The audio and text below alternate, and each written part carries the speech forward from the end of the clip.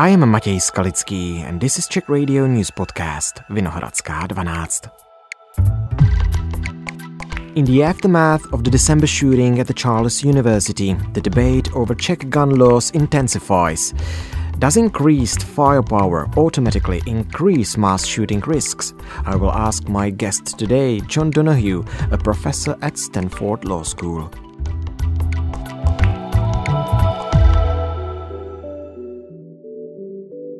It's Saturday, January 6th.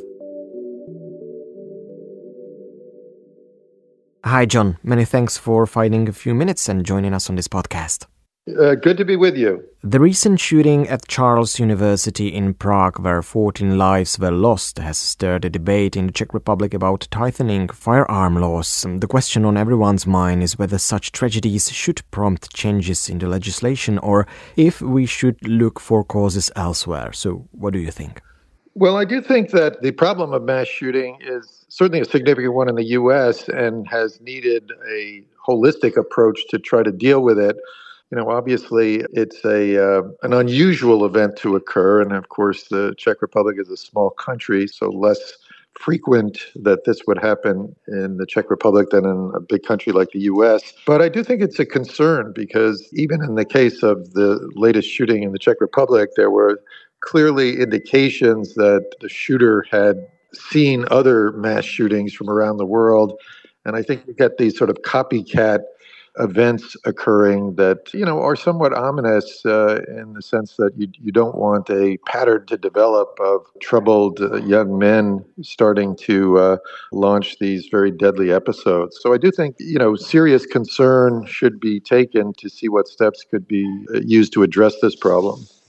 But is it necessary to look at the legislation or should we look at problems in society or in school preparations? Yeah. You know, I think it's a combination of factors. Certainly, right now, the world is in a more stressed posture than is ideal. And of course, these stresses tend to play out on individuals, particularly young men, who may be under some sort of unusual mental stress themselves. So trying to address that is important. But of course, the Czech Republic is just, you know, one country in a vastly more stressed European environment right now. And even across the globe, I think the rise of, far-right populist movements are adding to stresses and strains that do tend to play out in violent spasms at times. So addressing that, I think, is one concern. But, one needs to look at the gun side. Of course, in the U.S., the gun problem is much more serious than almost any other affluent nation. But the Czech Republic could probably do well to see how did he get access to this weaponry, and are there steps that can be taken to at least reduce the lethality that's available to troubled young men. A proposed amendment to the firearm law is on the table in the Czech Chamber of Deputies. It will allow doctors to check the firearm registry and it will give the police the authority to take away weapons from an individual based on security information. However, the Interior Minister doubts that even the best law can completely stop similar incidents. What, in your opinion, would be the most effective step to prevent these kinds of shootings? Yes, I do think that sort of measure can be helpful. We who study this in the U.S. realize that you cannot stop all of the mass shootings, especially in a country like the U.S., which has vastly more guns in circulation than the Czech Republic has on a per capita basis. But you can make a difference. And, one area to look to is the signs of these troubled individuals. I know if we had a regime in the U.S. that tried to keep guns away from troubled individuals, we could make a significant dent in reducing the mass shootings. But there will always be some. For example, a few years back, we had a terrible mass shooting in Las Vegas where 60 people were murdered. And that individual had not given a lot of indication that he was troubled and planning this. But almost every other mass shooting in the U.S. that has reached the level of lethality that we saw in Prague, there were many, many signs, and an effort to identify those people and keep guns away from them could have played a significant role. It would not stop them all, but it could play a significant role in reducing these incidents. If you said that it could be helpful not letting troubled people have guns, can psychological tests really help in that? Yes, I mean, psychological tests, I think, could play a role, but even without the testing, almost every one of the most lethal mass shooters in the U.S. betrays significant problems that all you would need is neighbors identifying these measures to the police and give the police the authority to move to take away guns or try to limit gun access for these individuals, because there's usually some very significant indications of trouble beforehand.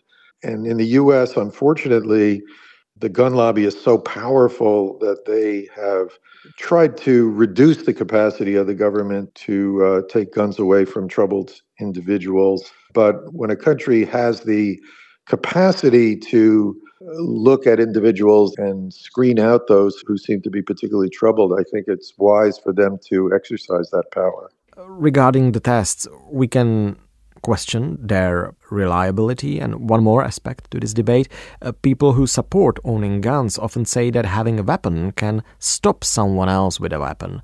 Also, in the Czech Republic, the right to have a gun is protected by the Constitution. More than 300,000 people out of 10 million inhabitants have guns here in the Czech Republic. So is this a right argument to this debate? Yes, and of course, in the United States, the Supreme Court has really tried to strengthen enormously the ability of almost everyone to have guns. And of course, we are paying a price for that. So a lot depends on what one's goals are for the country. You know, some of the people who advocate for gun rights in the U.S. think it's necessary for individuals to be able to attack the government if the government is tyrannical. Other people think it's useful because they want to be able to protect against crime.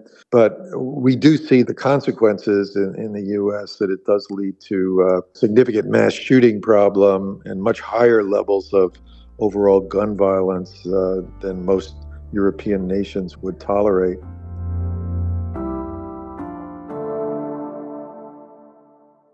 Looking at your experience and data from the US, is there a link between more guns in society and more tragic incidents?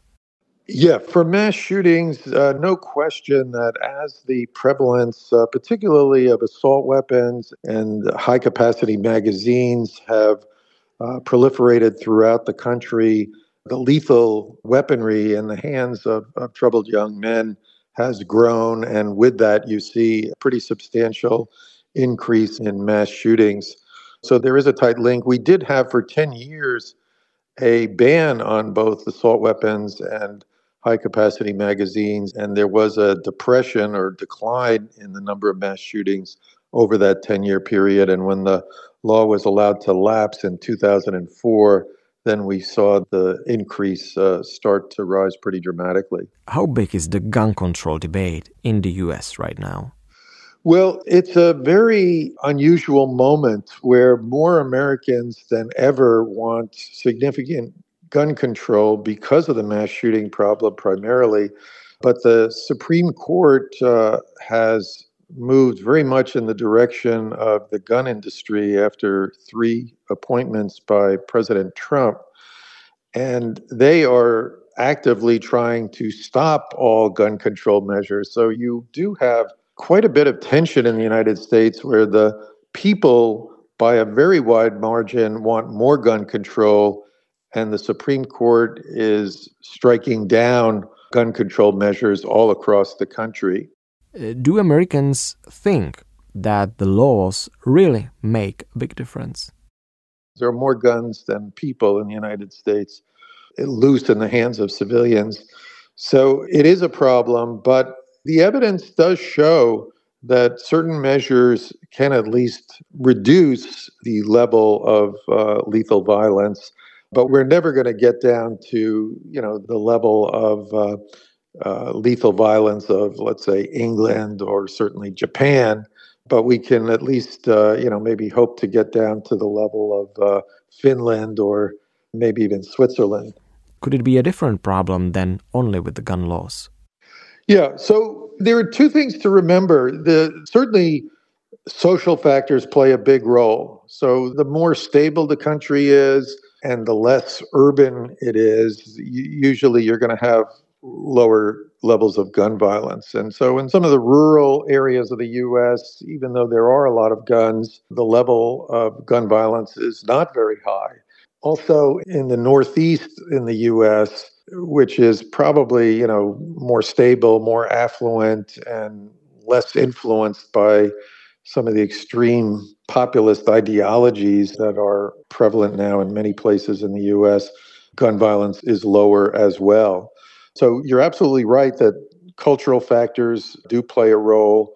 The more stable the society is, the better. The less, drug addiction and alcohol abuse, those are all things that restrain gun violence. So by no means are guns the only source of problems, but all of these factors, are made worse if, troubled young men basically get access to lethal weaponry. And that's where the U.S. is particularly bad and why we lead the world in mass shootings. And also, if you just look at, the overall homicide rates for the U.S., we don't look like other affluent nations.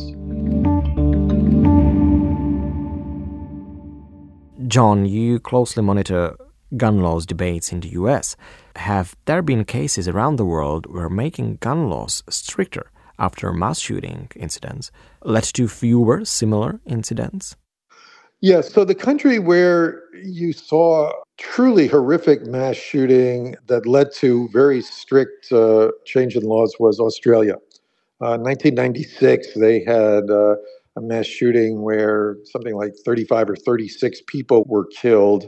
And 12 days later, the Australian government implemented very stringent gun restrictions and, in fact, bought back a lot of the weapons that, for a while at least, had been banned in the United States. And the consequences were terrific. It was controversial at the time when the Australian Prime Minister called for this gun control measure, but the effect and the benefits of the measures were so great that overwhelmingly Australians are very grateful for eliminating, the assault type rifles that led to the mass shooting. Before 1996, Australia actually had a higher level of mass shootings per capita than the United States. And now, after the 1996 change, they've virtually wiped out their mass shooting problem. Talking about changes in gun laws, military analyst Jan Kofron mentioned concerns about who should be allowed to have semi-automatic pistols and rifles. Do you think we need to differ what kind of weapons we are talking about? Yeah, so there's been interesting work on this in the United States where some researchers looked very closely at the types of weapons that are most lethal, for shootings on the streets. And it definitely seems to be the case that if you lower the power of the gun, whether it's a handgun or a long gun, the number of criminal deaths will go down. So I do think there are advantages of reducing the lethal power. And even one very visible example of this was when way back in 1981, there was an attempt on the life of President Reagan in the United States.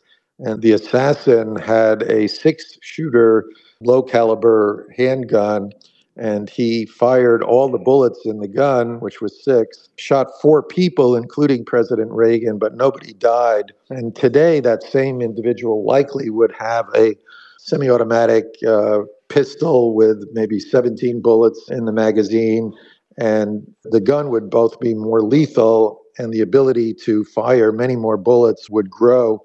So I suspect that same assassination attempt were to occur today would have killed Reagan and would have led to many other deaths as well. So I think it underscores the fact that there are things that can be done, especially if you're trying to reduce the body count in these big mass shooting incidents.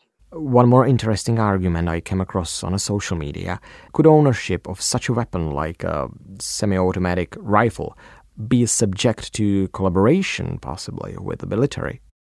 Yeah, and so for the United States, this would not be a useful measure. I mean, the U.S. military is so powerful that to have Americans running around with guns would only reduce the capacity of the nation to fight. But, countries like Switzerland, where they do have a very well-regulated militia system, there it does play a different role, I think. But of course, the restrictions on guns in Switzerland are very, very stringent compared to what exists in the United States. In your opinion, what are good reasons for regular people to have guns? This is a big question in the Czech Republic right now. How is this dealt with in the US? Yeah, so certainly in the U.S., you don't see much of a problem when people want guns for hunting or for target shooting. Those people usually have a reason for having the gun, know how to use it so that they don't tend to harm people inadvertently. They tend to hang on to their weapons so they're not stolen as much. The real problem in the U.S. comes when people say they want guns to protect themselves or their families. First of all, a lot of very troubled individuals, are interested in getting guns. So that's the first problem.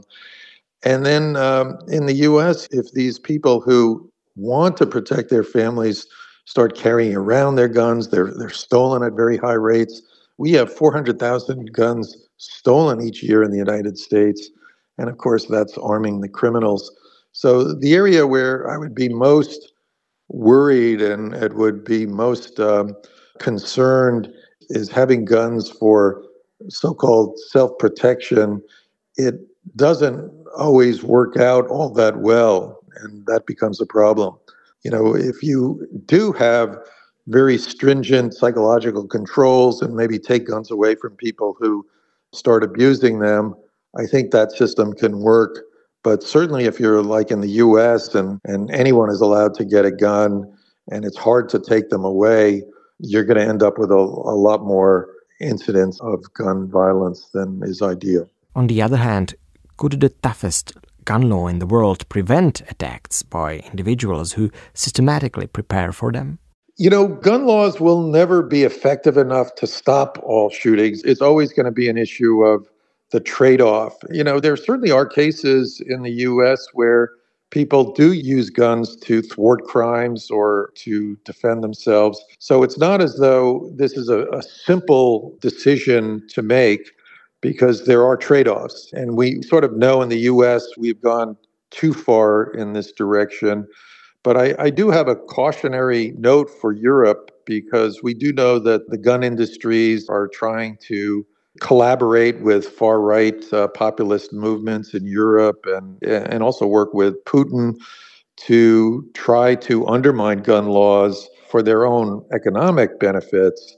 And you don't want to end up in a situation like the U.S. where the economic power of the gun industry influences policy in very harmful ways. John, I really appreciate all your answers. Many thanks for your time. Very good to talk to you. And that's all for today. I spoke to John Donohue from Stanford Law School. Thank you for listening.